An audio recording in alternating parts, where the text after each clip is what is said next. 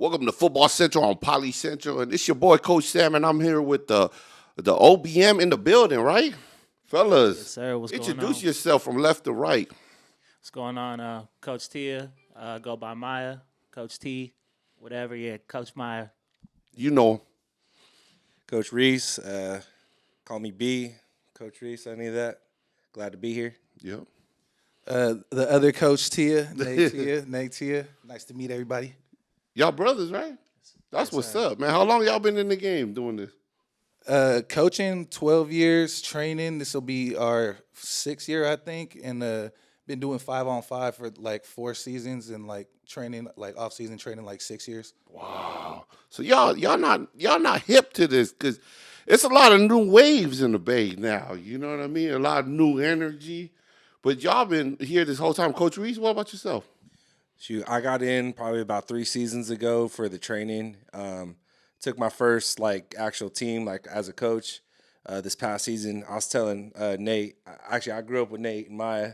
So we go way back since we were like 13 years old. But Wow. So neighborhood kids. yeah, I love it.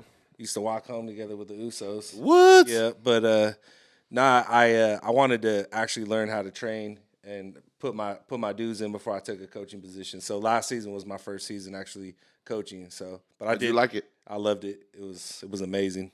You know what I mean. The season wasn't as good as I thought it was gonna be, but it was amazing.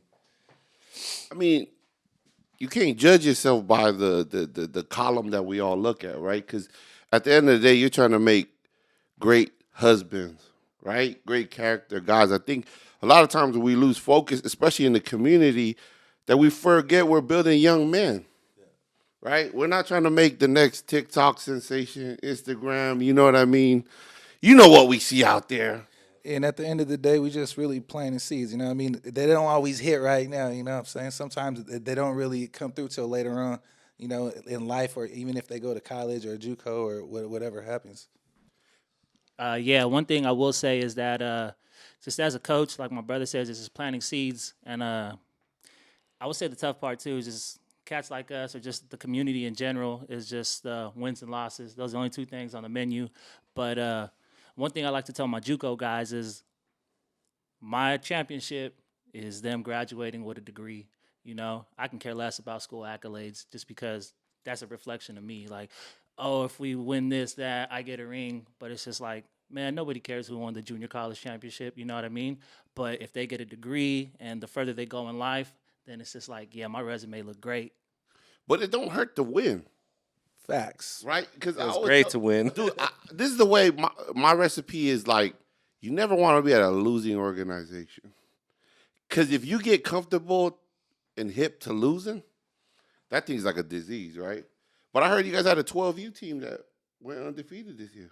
Yeah, well, they've been together for probably like 3-4 off seasons, and I don't think they've ever lost like a round, you know what I'm saying, or like a tournament. So, everybody be trying to get them, but like we had that group for a long time, and just put a lot of time into developing them, and like kind of starting from the bottom. I think a lot of time people just want to get like certain kids out there and just go run with like all-star teams or like the biggest kids, but at the end of the day, like we pretty much try to build up everybody, and like have a progression that kind of works for a lot of different people. So some of our guys, they may not be the best on our squad or whatever, but when they go back to their school or their team, like they're one of them guys. And I think that's just going out there, competing with the top players, training together, and like just going and running against other people.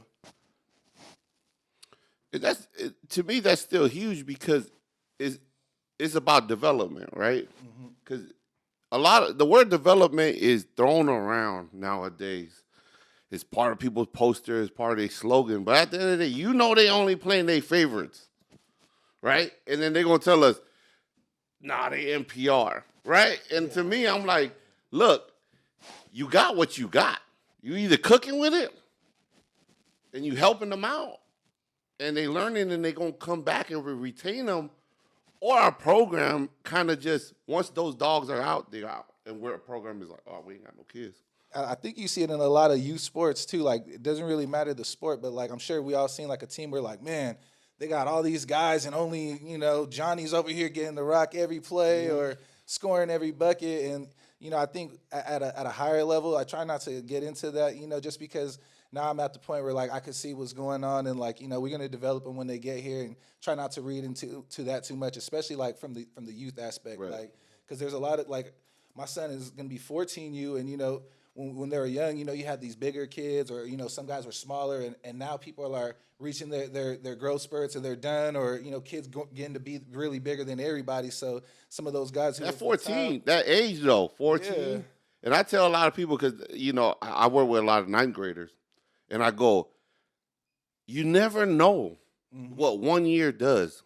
And I always feel like ninth graders are never fully developed until later. Yep. Right? But to me, it's like, if you're not working with the ninth grade for freshman year of college, you're going to be left behind. Facts. Like that Rapture movie, Left Behind. Don't get left behind. No, but I love it because I've been watching you guys work, and I could tell people who really put their heart into it, into the community, and I see that in you guys. And what got you guys started? When we first started, like, I wanted to get my son with a trainer. He was probably 8U at the time, 10U. And, like, when I was just kind of looking around at what was out there, I'm like, man, none of this is really, like, applicable to the game. You know what I'm saying? Because I think at that point I've been coaching JUCO for like 5-6 years, and I'm like, man, what is this? You know what I'm saying? I'm not finna pay $80 an hour or whatever to do some, like, random cone drills, or, like, catch some tennis balls or something like that. Like, it has to have some real direction to it. So I started, like, training my son, and then, like, I just post workouts, and, like, a bunch of people started hitting us, and, like, even some of my other players, like, man, what's up? I'm trying to get that work. And so it kind of just, went from there and exploded, because in the beginning we were doing a lot of free stuff. And I think actually probably like the first 2-3 years we didn't charge anybody, but it was Wow, like, that's love. That's love right there. yeah. And Oh no, I was just gonna say for me, what kicked it off was COVID kind of happened, and it was my brother was coaching long before I got in the game, and honestly, not to get all like religious or anything, but No, we get religious out here. I was just If everybody could do what they want to do, or we could do what we want nah to for do. sure, but I just was praying, like how can I impact my Drop community? that wisdom on know us. what What I you mean? just said? So I was praying. That's the like, problem. A lot of you coaches out there, y'all ain't praying. Y'all playing. For sure. You know what I mean? 100%. And there's a lot of religion that they drop here and there. yeah, But I could tell when cats use their real faith, you know what I mean, to get them through and get kids through, situations, because life happens, right? COVID was a situation that we didn't know which way this thing was going. Cali kids playing in Arizona. Niners got to play at the Cardinals Stadium. Like, COVID impacted. So when you was praying, what happened? I was just praying, like, how can I have an impact on my community, in a different way through what I know. And one thing I always talk about, like when I tell the young cats, is like my OGs, they weren't OGs in my opinion, just because they wasn't putting us on the way they should have put us on. So yeah, COVID happened. My brother was like, yo, we're starting to get cracking out here. I need some help. And I was like, all right, I'll just help, because we at the park. We was the pop-up boys and all that. And then 2021 happened, and my brother was like, yo, we need a D-line coach over here at DA, bro. Like, what's up? And I was just like, all right, I'll do it, And then 4 years later, yeah, here I am. And my whole thing with this is just like I said, I got into coaching just because I wanted to impact the community, but it was also just like I wanted to be better than what my OGs were. And You mean your OGs lied to you too? hey, It wasn't just mine? I thought it was just mine. Who's? hey, man, Yeah. man. That must be going around. If y'all watching this, we praying now. You heard it. 100, man, stay prayed up. And one thing for sure, you feel me? I ain't never afraid to talk about God on my platform. Right. And I told God, you feel me, through football is how I'm going to honor him. Come so on. that platform belonged to God. So even my players know what's up. My players know what's up because, you feel me, we praying before the game and we giving thanks and praise because, Amen. yeah, it ain't happening without him. But I feel like it ain't real till you put a little faith on it, right? Because you're going to get tested, and you only could tell how good that foundation is till it get rocked. Right? I think for myself too, I'm a new father as of like the past 3 years. Congratulations. Thank you. I appreciate that. And my wife and I are blessed with our son. And I was looking at it, and the Usos was doing the training. I popped out during the Pop Out Boys, which was probably 5-6 years ago, I think. Yep. So I was out there in the beginning, but work has been a lot for me, and I finally got like promoted and found time where I can actually start to give back to the community. And this wasn't around when I was a kid. There wasn't like training like this. You ain't lying. Like, you know what I mean? I'm 33 years old, and when I was younger, like there wasn't like it just wasn't out there. You know what I mean? We had the Macarena when I was. You know what I mean?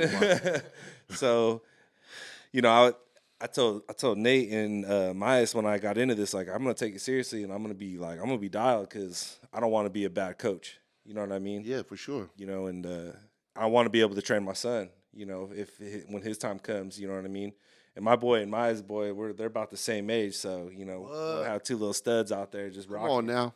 But yeah, man, I mean, it's been a blessing to be a part of like something that's just with my brothers too. Like literally been hitting the curves with these cats since we was little. So Wow. That was like It's a real impact, huh?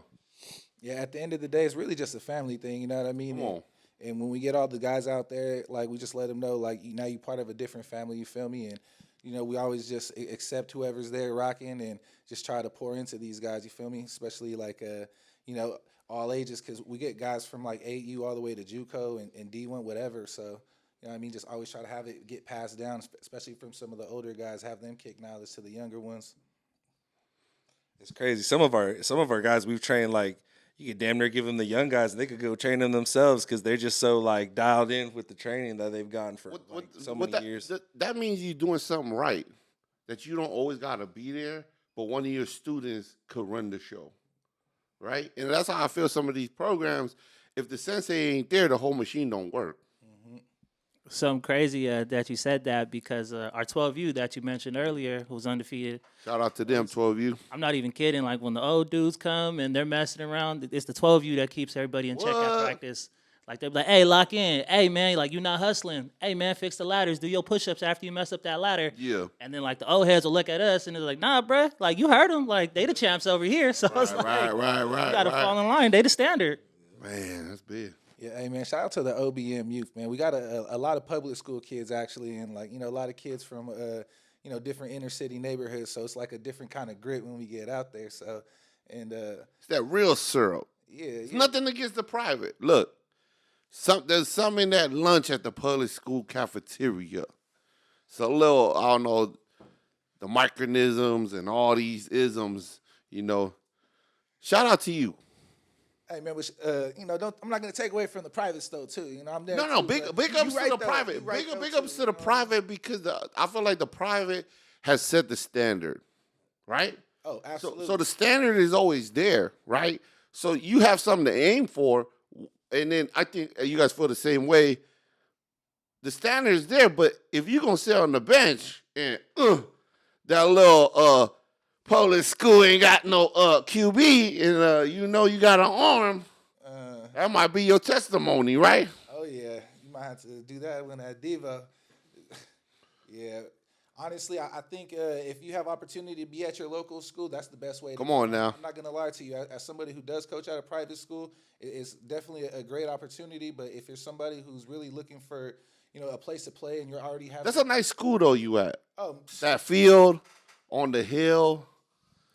I ain't gonna lie, I've been there and you just be like, dang, as a little hood kid, I was all like, bruh, they got places like this. I thought I was at Mount Olympus. as somebody from San Jose, I never thought I would be there in my life. No lie. Dude, we came from EPA. We played a rugby game back in the day against CV, and I was amazed. I was just like, they in the NFL? You go up there, you like, this look like the NFL, bro. I'm from EPA when you go there. All we got is IKEA and McDonald's. Now you're not lying. I'll say when I go watch this guy's games on Friday, Right. I'm taking in the sights, and I'm just like, man, they got Chick-fil-A and Crumble over there. Man, never mind. Yeah. Forget public That's- school. Go over there. that's what I was they saying. got Chick-fil-A, bro. I'm on the way. You beat me. I'm on the way to the game. I was going to hit the drive-thru for Chick-fil-A. Come to find out, it's at the game. I was like, man, it's different. You guys need a towel, boy. Hey man, we always hiring on the hill, man. We need everything, man. But just as we're in that, what do you guys think about this whole aspect of the JUCO 2 years and you get your 4 years of eligibility as coaches? I think it makes it tough for the high school guys, but at the same time, I think Division Ones, regardless, we're looking for people who already were put together a little bit physically and have a certain level of IQ and game tape, right? And so I think there are some high school seniors who do fit that mold. But I think that if you're not somebody who fit that mold right away, or you had some like things going on in your life, now you have a real opportunity to go get it right and get that work in and actually have an opportunity. So as a JUCO product myself, I would have loved for that to be going on when I was there. I think every JUCO product I heard, they were like, I would say, speaking from a junior college coach's perspective, I think it's beneficial for the high school kids only because a lot of these kids who do go to these private schools and who are the man there, mentally they're the man and they are good at their school. But when you go to a D1 and the NIL and all that money's pumped into you now and you're not the guy, like it's almost like a culture shock, so to speak. So I think if you can go to a junior college and really develop your game and give them little extra steps, right? exactly, like get right in the weight room and then mentally mature, like that holdback you're supposed to do for 8th graders. And you feel We gonna touch that in a little bit. What do you think, Coach? I think too, it's just a little bit more opportunity for the guys. That's a lot more reps. 2 years is a lot more reps, right? Not only mentally but in the game. And I think I've seen a lot of athletes like hoopers go from like playing hoop, like you're the power forward center. Now you want to go play left or right tackle. And if you're like for somebody like me, where I couldn't at my age, I was too heavy to play as a kid. Then I got to high school. There's like, there's no more weight limit. I could go ball now. So Right. but like for guys like that change sports and stuff, you got a little bit more time to develop. And if you're at a JUCO level, you could really see some real talent and continue to get those reps and up your game. So, but I think the mental part, for education, helps, right? yeah, especially for the education part, some guys are more geared to just getting the reps on the field when they, you got to also get the reps in the books. Yeah, I would say too, like, I think if you're a person who was worried about, like, could you make it or not, like, if you can make it through the JUCO struggle, as they call it, like, you probably can't make it through the 4-year, you know what I mean? Ooh. A lot of people... Say that again, because I think kids, y'all not listening to what Coach is saying. If you say that again. If you can make it through the JUCO struggle, you know what I mean, then you can be cut out for the next level, like, it ain't easy, especially in California, because we don't have full scholarship or housing or things like that, so... A lot of people are coming here, shacking up together and working minimum wage jobs, trying to just, pay rent in the Silicon Valley or San Mateo or even worse, like somewhere like Palo Alto or something like that, you know what I mean, where it's really expensive. So, like, if you can make it through that, I think, just college living alone presents its own struggles, Right. I think we see a lot of guys go and come home early, and I think if you're somebody who can make it through JUCO, you could probably go out to the Midwest or come on now to the East Coast and survive there because you've been through some tough nights and ate the noodles and did that whole thing. Some adversity, right? Exactly. And that brings us like this is controversial, but we gonna go there. The reclass. Did this just kind of level the playing field or no? In what way? That now it's not gonna matter. You get 2 years JUCO, and then you're gonna get 4 years there. So if I reclass, right, when I would have got the same treatment if I just picked one of my ways, you know what I mean? If I went the JUCO route, got 2 years of development, still got the 4, right? Like, do you think people are just reclassing because of size? I think you can do it for multiple reasons. Me personally, at first I wasn't about the reclass life, but I actually ended up reclassing my son. And for me, I did it for maturity reasons. And like right now, he's hitting his growth spurt, and in my mind, I'd be thinking like, man, I really didn't have to reclass for that, but I'm glad I did because he's doing a lot better in school. And like, we did a lot of work. It's like a maturity thing. Exactly, because especially us like Polynesian guys, we could be funny and have a lot of jokes and be out there messing around, and so I think it's hiding, right? The jokes is hiding the classroom part, right? oh yeah. And you know how it gets when we get into like groups of us. Oh right? yeah, Like, stop it. if you're the one guy at your private school by yourself, that's one thing. But going to school with all the Usos, now you got like a whole party going on, and so.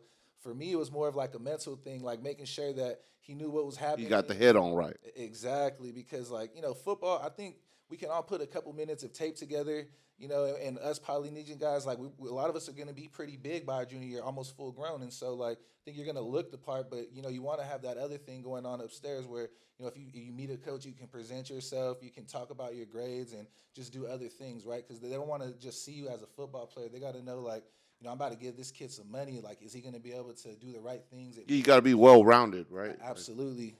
Is your son? What school is your son going to go to? High school. He's going to go to Valley Christian as long as I'm still there. Oh, come on now, You know what coach. I mean? See, So- that's a father doing the right thing right there.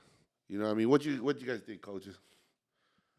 With the reclass thing. You know, I think it's honestly, Don't say it because that's your boy. No, from what I've seen, a lot of it has to do with just how the kid develops, right? And how, you know, it's a case-by-case basis. Case by case. You know what I mean? By case, like some kids are just like more with it. As, you know, they're in tune with their class. They're just more developed mentally. And then, you know, if they're not, at least that option's there for them. There you go. You know what I mean? Yeah, for sure. Yeah, I would just say there are a lot of parents who I think do it for the wrong reasons. But if you are doing it for the maturity part, then it makes 100% sense to me. All right, coach. Since you agree. said that, coach, what's a wrong reason? Well, cats think that they're going to hold their son back and he's going to hit their growth spurt and be good. But I think the silver lining is, like, in Northern California, that's becoming popular now because they think they're going to catch Southern California. But I've been in Southern California coaching and training.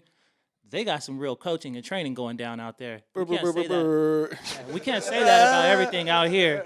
Like they got some real life coaching and training going down. A lot out of there. coaches is watching this. Oh, right? for sure. And that's the truth. That's the truth. The difference between NorCal and SoCal is coaching. If I can honestly say, like, when because we actually went down there, like, shout out to you know, the guys in SoCal that we got to work with. Like, the one thing that I felt was different is, like, the type of guys who are coaching high school over here, those are the guys in SoCal that are coaching Pop Warner. Like, these JUCO type coaches, they're in high school programs, college level guys coaching high school.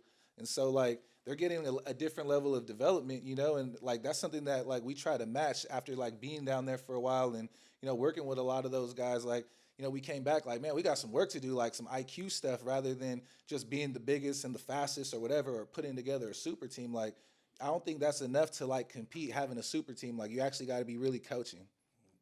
Any college football kids you guys come through you guys program, or you want to name a few, or you've worked with, comes to mind? Yeah, like, I think one of the first that we really got to work with, Ignacio Tupo, he went to Pali, 6'6", offensive tackle. He was somebody, like, when he came with us, like, he was really raw, like, as far as, like, his skills. Like, he was really tall, though, and, like, had some weight to put on. And I think a lot of people, you know, thought that he had some work to do as far as, like, the aggressiveness and stuff like that. But, you know, like, he was with us for, like, 2.5, 3 years, and somebody that just went from just having the San Jose State to, like, you know, getting a Tennessee offer and, you know, getting some, like, Pac-12 schools, the Arizonas and, you know, Utah, BYU, and ended up landing at BYU. And another one that came through the program with us was Berlin Lillard from Bishop O'Dowd High School, and he's at Colorado State now. And the crazy thing about Berlin is, like, when he started working with us, like, he didn't really have any traction with his recruitment and stuff like that. And his coaches were telling him, like, oh, don't be out there, don't do 5-on-5 or certain things. And, you know, he posted one viral clip from, like, a 5-on-5 tournament, and, like, that had, like, 50,000 views, and, like, his huddle had, like, 100 looks, you know what I'm saying? And Wow. he ended up getting an offer through that. And so, like, at first it was kind of a situation where, like, he kind of had, like a coach / handler in his ear, like, don't do this, don't do that. And then when he got the offer, the parents was like, yeah, nah, we ain't doing that. We doing what was getting us. You mean they got gatekeepers even now at the high school level? Oh, man, there's a ton of gatekeepers, you know. So, you know, just make sure you get with the right folks, because at the end of the day, you know, I think everybody has an agenda. And, like, I think you should be able to look at a coach's track record and see what they've done and, like, you know, the kind of people that they've worked with. Because I think the beauty of what we do, I think we just try to develop people. We don't really go out here, like, on Instagram, like, oh, look at this guy, he got a good tape, let's go get him and have him train with us. For us, it's more like trying to, like, you know, find players that we see some potential in, and, like, we can build them up. And also, like, people that are willing to be committed to, like, learning what the process is like as far as the recruitment and the academic stuff, and, like, you know, families who are also bought in, because without the right parents, you know, it's really tough if you're the only one doing things and you're a kid, right? You have to also have parents to support you.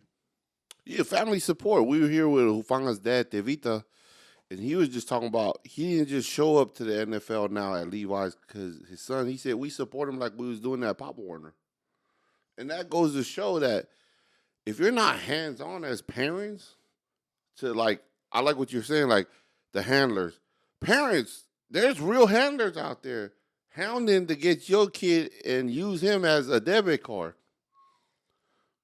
But don't listen to me. Listen to Coach. Yeah, nah, and there's also a lot of people like, don't be surprised when, you put a lot of this time into your kids or certain players, and now all of a sudden you got these new people in your life trying to, persuade you to come to this camp, come to this school. Not the brand new in your life people. You know what I mean? That come knocking at the door because all of a sudden, Cousin. your clip went viral, and then all of a sudden you got a whole new freaking program, right? Ready to adopt you and everything, right? And one thing about us polys, man, I don't want to do this, but like it's like we do our thing, we get going, and then some coach comes wearing his Target Aloha trying to get you, and then we fall for that. You know what I'm saying? Yeah. Like it's got to be deeper than that stuff. You know what I mean? Like can't just be listening to Hawaiian reggae and playing the music just to get us to come and be part of your program, right? Like I think they try to sell to us like in that way a lot. Like, oh, look at my shirt. Like, like this type of stuff. They got grass skirts and all that, and they trying to pull you in, and they call you, hey, Toko, oos. You're like, bruh, relax. Talking like Dog the Bounty Hunter, brother. He said, Dog the Bounty Hunter. That's what I'm saying. Leland. Sista. You know my middle name's Ikaika. You know what I'm saying? Yeah. Yeah, I'm quarter Samoan. Yeah. Yeah, we got you, man. But the tension is because I feel like you guys got all this experience, right? Like you guys grew up in the neighborhood and you knew how it was. Can you explain where we're at today from where we were? I think a lot of it has to just do with social media, right? And like, I think one thing that I've noticed as like a coach and as a trainer, like you can have a lot of good players, but sometimes people still want to be the star of the show, or the parents want like, a certain level of promotion that, just sometimes the guy that everybody wants is getting, right? Like, we can't all be 6'5" or whatever. And sometimes people want that certain kind of love, and they're willing to go wherever they're going to get that, whether, it's quality work or quality coaching or not, because We get a lot of that, right? Because the people ain't used to attention. Now they get a little bit of attention, and they didn't know they was that thirsty, right? And you're like, dude, you can't bite the hand that fed you or bite the hand that trained you, right? You know what I mean? You see a lot of this happening in our communities where, people pumping you full of air. You got to watch out, right? You got to watch out from the air preachers because they out there playing the air guitar on the corner. Da-da-da-da-da. I think that's where you get some of like those like parents that be wilding out online and certain things like that, is because they want the certain recognition or. Well, you know them too? Oh man, I just unfollowed hella. Blah, blah, blah, blah, blah, blah, blah. I think a big issue with that too is this generation is instant gratification generation. Ooh. You know what I mean? Yep. Like I would say, like even back in the day, we were just kind of on some like you got to get it out the mud, and it's just like you can't teach that dog. You got that dog, And kids these days, it's like you talk about, a lot of them are just sheltered so crazy, or like their whole life, like you're 12 years old, you're the man, you're the best. Wow. And then when they find out, Commitment. real man. Commitment. Yeah. 11-year-old. You know what I mean? but with big dog in the room, they're like, oh man, I'm a chihuahua, and they can't handle that. And I think that's another issue, like in this generation. But even parents too are on that same hype. Like if you're not loving their kid up, then they're gonna go somewhere where their kids get loved. But it's like I think they mistake what love is. You know what I mean? And instant gratification, I think, is just kind of killing it right now. What you gonna say, Coach? I was gonna say, like with that, like adversity, you really see how some people respond to that. And football, you're gonna see some adversity. You're gonna win some reps. You're gonna lose a lot of reps too. And if you don't put the reps in at practice and take them seriously and just develop yourself through and through, like it's gonna show up on the field. Like game day, you could do whatever you want, try to get yourself prepared. But if you didn't, take care of business before you got to that game day field, it ain't gonna be there for you. And once I see how adversity and players react to that, it tells me a lot. And I try to put players through adversity at practice first before they come to the game, just so you're gonna get knocked down, brother. Get yourself up. Yeah, I feel like on game day, you shouldn't have to prepare. You should be ready to rock, right? Right.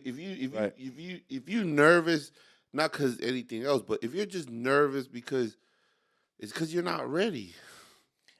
Just to touch on that, one thing I'll say is one of my good friends, Coach Marquez, told me is the games are the drills and the drills are the games. Wow. So a lot of coaches are out here, you see a lot of the wide receivers hitting those like drills, but it's just like you'll never see us do a drill that does not translate to the game. You know what I mean? And one thing I always tell my players is the master does one technique for 100,000 reps and he does it 100,000 hours. Just because you got to be great at one thing and then we can transition to the next thing. You know who said that? I'm gonna say Bruce Lee. That's my guy. See? My sensei, Bruce Lee. Oos Bruce. Yo, that's right. Sifu. Yeah, that's it, man. What do you think is something that you would tell your old self if you were to join your own program? Same thing I tell my players now: go where the love is, but the genuine love, because I'm an old school coach in the sense to where it's just like I'm not gonna shell up if I'm getting like tough coaching or like I'm getting critiqued. I know that's gonna make me better. And a lot of the kids that I coach, I'm not like, what are they like, mother effing them, but I am telling them where they're wrong. So like on 3rd and 15, you take an inside move, we lose contain, the QB rolls out and throws a deep ball. I'm just gonna ask you like, hey dog, what were you thinking? How did you watch my game that week? Yo, I'm about to get fired this year. I'm looking for a job. That 4th and 23 we gave up. I know. But you feel me? You'll lose sleep over something like Yikes. that. But it's just like we gotta ask them like, what were we thinking when this happened? Because when we talk about this, that's not what I tell you to do. Right. But there's a right and a wrong way to deliver that message. Your heart's in the right place, but the tone of voice, sometimes can. It's like management, right? Like Exactly. you got to manage your emotions, right? Like 100%. we gotta, and as teachers, you got to be there, right? Like you got to be there more than the kids have to, right? Because their emotions are. And they're watching everything you do, right? So if you over here kind of losing it, that kind of sets the tempo for everybody on the sideline. So Right. you never want to be high or too low, right? You just want to be like even keel because that kind of like it's contagious to the rest of the group. That Bill Belichick just be like, I was thinking more like Bill Walsh, but ooh, Bill Walsh, that's a good one. wrong Bill Loose. That's the legend. That's the legend, Wrong coast. Man, makes me miss Stanford. But what's the next thing for you guys? What's next?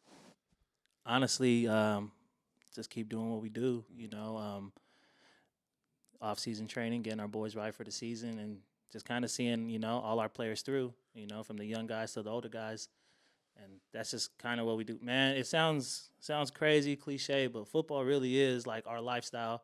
You can ask my lady, you know what I mean? Like she's like, Football's life, is it? yeah, but everybody says it, but they don't mean it. You know what I mean? Ooh. Just like Not 100% juice. Huh? 100%. And it's just like, you feel me? In the Bible, it talks about, you show your love for God or Jesus through your actions. Wow. And that's how we show our love for football, is through our actions. You know what I mean? Like my brother said, like we're showing up every day. We're tired, whatever it is. But because we know, little Johnny wants it, then it's just like bet. Then little Johnny's going to get 110% of the coaching. But little Johnny know, too, when he pull up, he's dialed in, too. Because it's like we can't want it more for you. You know what I mean?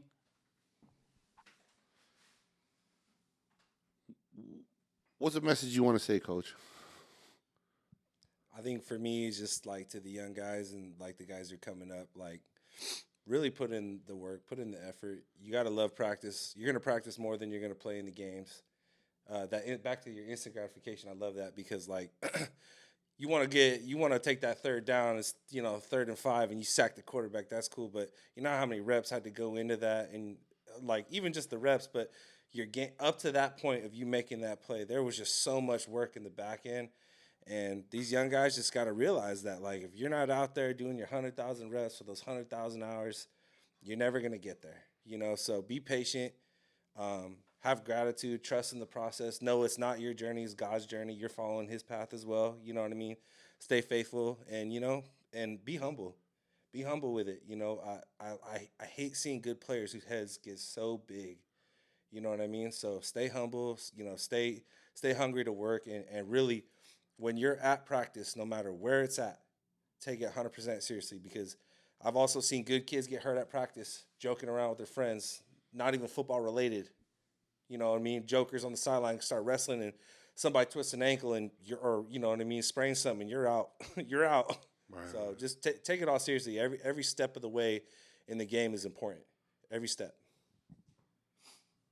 Yeah, I think you just gotta love the process. Coach brought up a good point, right? Like basketball, you could play that every day at practice and have fun, right? Football, you practice so much, but you only gonna play like those 10 games or however many you get lucky enough to have, right? So it's all about really trusting the process. And I would just tell people like try to stay on track and don't really veer off the path too much, right? Because there's a lot of highs and lows in the game, and like you're all gonna face some. So adversity is what kind of builds us up. You know what I mean? Like no pressure, no diamonds. So if I was a player coming up today, I would just find a program, somebody to work with, and an academic portion of that as well, and just kind of stick to the script the whole way through.